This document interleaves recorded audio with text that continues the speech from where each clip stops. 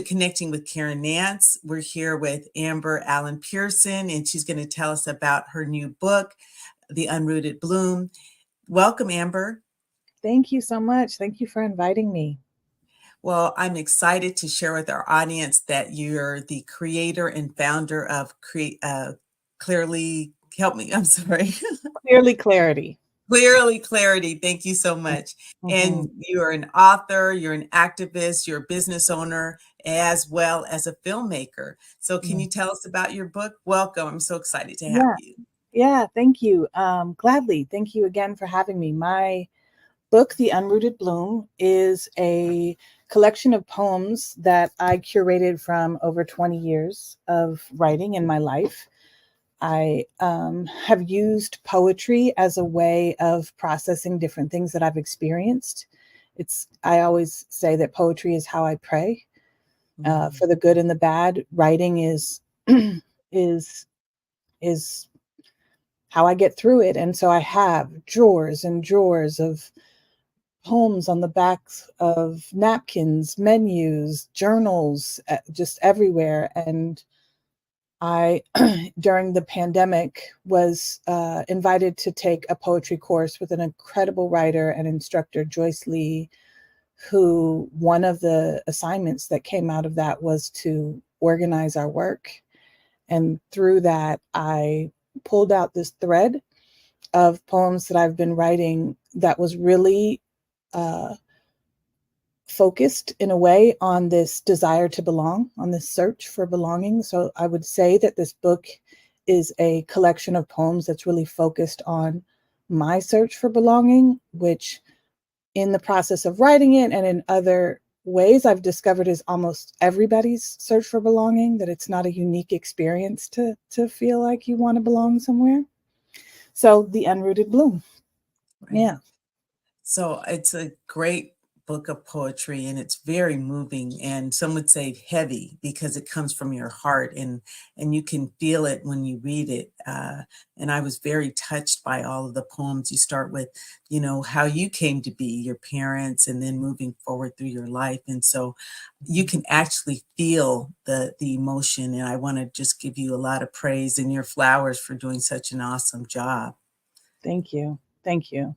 I always say, or at least at my release, I said, don't let the bright cover fool you. It's all pretty and welcoming, but it's heavy stuff in there for sure. Would Hmm. now be a good time for you to share with us an excerpt from your book, as something to share with our audience? Sure. Before I do, was there any poem that stood out to you that you think would be good for your audience? The one when you first mentioned clarity, how that came to be in the first part about your dad, if that works for you. I love Yeah, that. that's actually the one poem I have memorized. Oh, So good. even though it's edited slightly in the book, so I'll read it so that I can be accurate to what people will experience. Okay. Okay, so I'll read it now. Great. Thank you. And it's called Clarity. Snake skins uncoil flesh. Unravel history stains left in bloodlines that create blood clots of separation between us. I got the house nigga blues. My blue eyes make you think I got the house nigga views.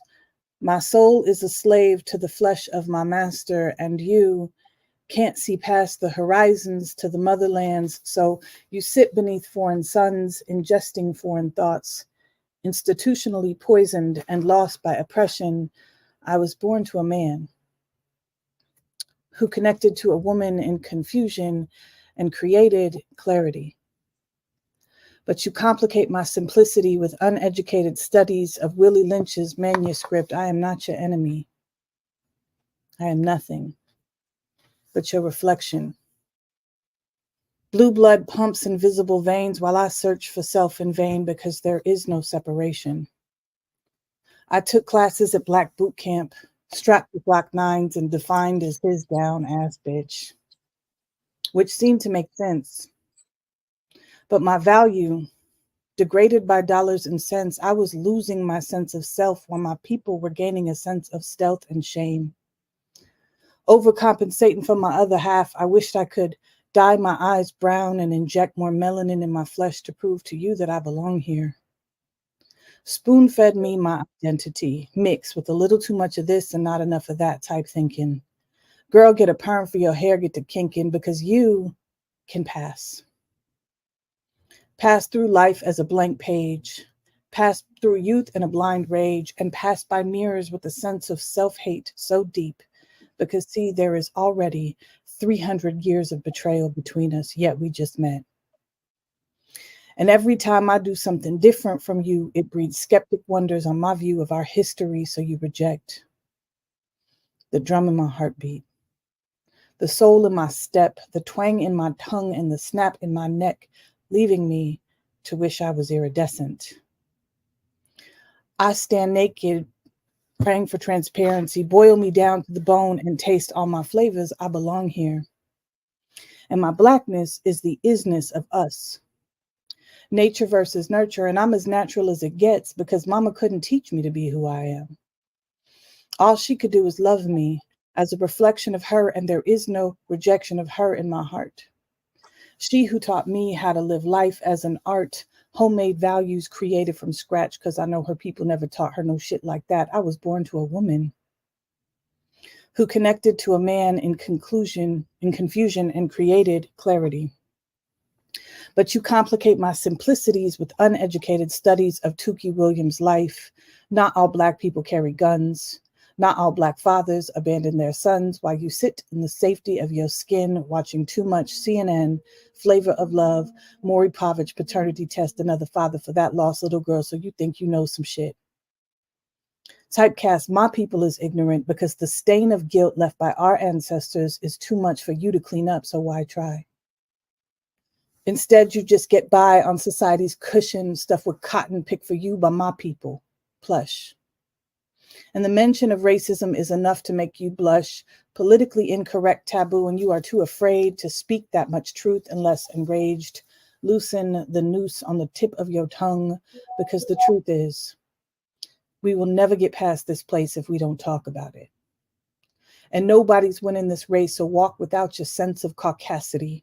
Bring me blasphemy and let's rip this shit open so it can properly heal.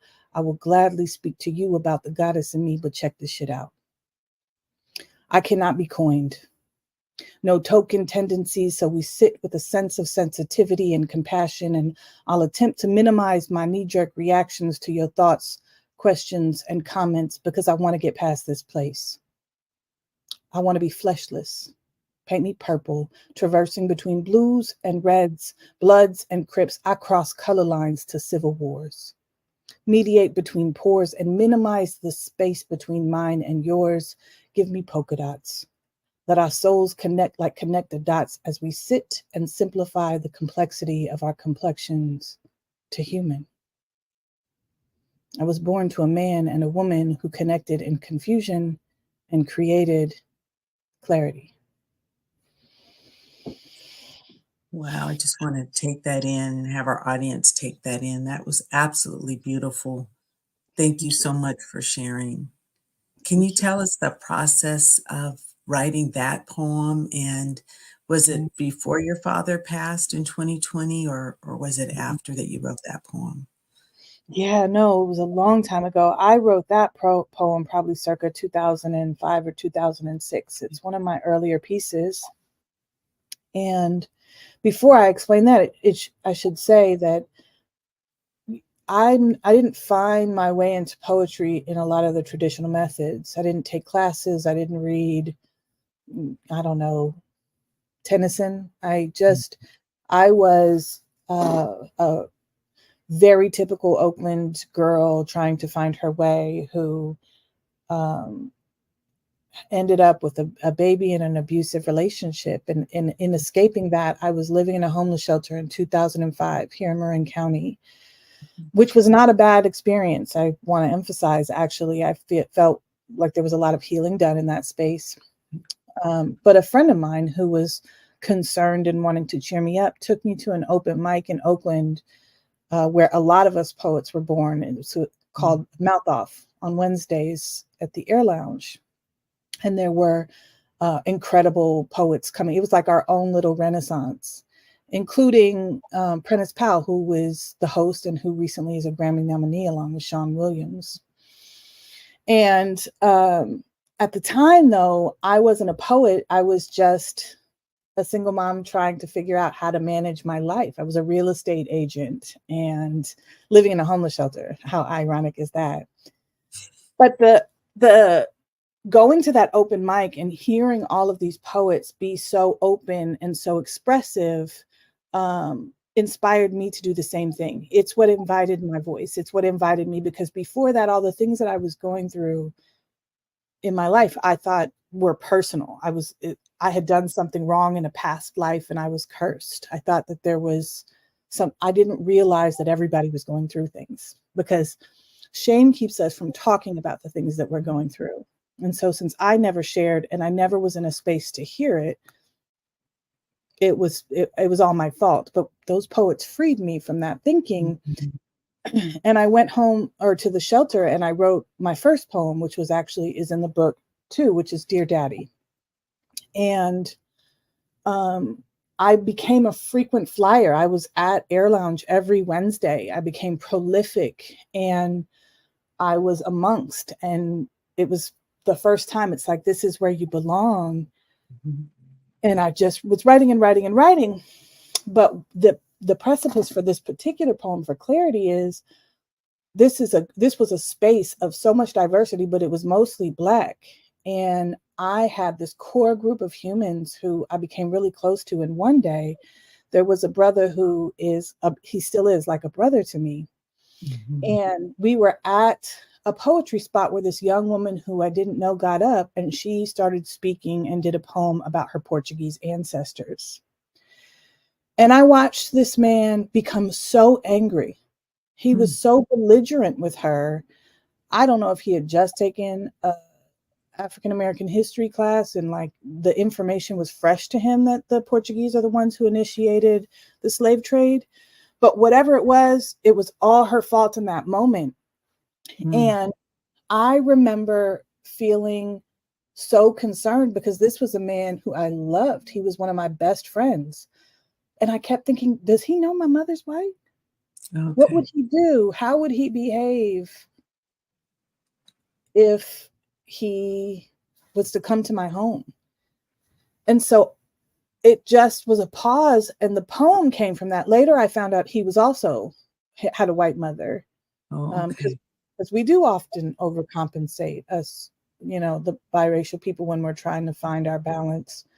And so I've done a lot of roads since then around that particular issue, but that's what inspired the poem. And then the poem became my stage name. Clarity is how I performed for years. And even in my business, I actually didn't want to be Clearly Clarity, but clarity was taken. So Clearly Clarity it became, which is a mouthful. But clarity is the center of everything in my work. And it's not because I have it all the time. It's because I'm constantly in search of it. Wow. So how is the organization? Is it, tell me more about the birth of Clearly Clarity, the founding of that organization. Yeah. So I've done a lot of different things and I have a lot of different interests. And I wanted something to house those things that would also give me the independence and the freedom to structure my offerings and my work in a way that gave me room to be creative and to heal. Right coming up to 2020, I was working and running a wellness center at a local high school here. And I live in Marin, which is a extremely white, extremely wealthy community. And I have worked for decades, 2 decades now. No, a little over 1 decade, a decade and a half, with the students of color in this community, including, and raised my son here. And so I have a very front row seat to the ills and the damage that comes from homogeny and white wealth. And I've been battling that for a long time on behalf of these kids, trying to create safe spaces. And that is exhausting to do. It's exhausting. And coming up to at the end of 2020, I was burnt out between my father who passed away and all of the things. And I had been thinking and percolating clarity for a long time, but I had never taken the leap. And I think, like most of us, when the shelter in place happened, I bought a bunch of plants, learned how to make bread, and opened a business. I mean, and since then, I've been trying to hone exactly and specifically what I offer or what I want to offer, because under clarity, I still am doing a lot. I do coaching, individual and group. I build programs for schools. I write grants, which I also have workshops and lectures, and now I'm a published author. And I do the filmmaking, which is accidental, but still. So I'm kind of at the stage now where I'm trying to hone what of all those things do I really want to focus on, and more to be revealed.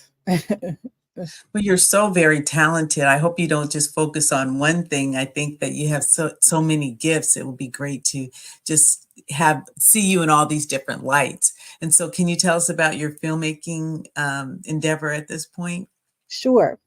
So I'm an accidental filmmaker. A few years back, during the same time that I'm talking about, I was invited to be a part of the Mill Valley DEI task force, and I reluctantly accepted at the same time that there were two filmmakers who were interested in trying to find some way to capture the local issues, or the way that racism can be pervasive and quiet. There's a lot of focus on the big violent racism, but trying to look for a way to show the 1,000 tiny paper cuts. And they interviewed everyone on the task force, including me, and decided that I'm their film, that I'm the topic of their film. My life captures all the things. So I accepted that. It was a strange thing. And they made me a co-director of the film that they were making about me, to give me agency over my own story. Along the way, they decided that I was good at directing, at creative directing. And so they have hired me and brought me in to be a director as a part of their company, which is Burn a Light and Stories Matter Media. And we are documentary filmmakers who are really interested in catching the nuances of the human experience through individuals. And so there's two films, well, there's three films really, but one that is released and currently making its way through the San Francisco Film Festival and the film festival circuit. And that's called Ambassadors of Hope. We filmed that in Kenya, about a young man who has used art to inspire himself through poverty, through political challenges, through family challenges. So that's out now. We'll be releasing my film, which is still untitled, by the end of this year, which is a full the last one I said is a short doc.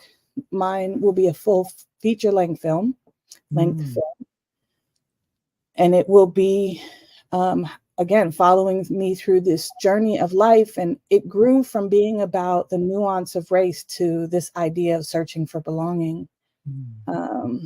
It follows me through what happened here and the troubles of Marin, to the plantation where my great-great-great-grandmother was a slave, where I was able to confront some of the family that is descendant of the people who claimed ownership over her, and meet some of my distant family, my mother's family, who is white and racist historically, and we got to do some healing, some beautiful healing with them. And Ghana, where I got married and met my husband. And so it'll take us through all of that. All of that is where the film goes.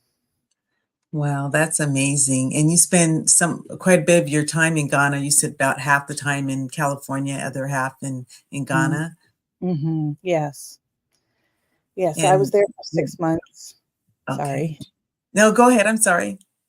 I was there for 6 months from July to, I just got back in January. And so I'm on what I call the come down. Okay. Tell me more about that.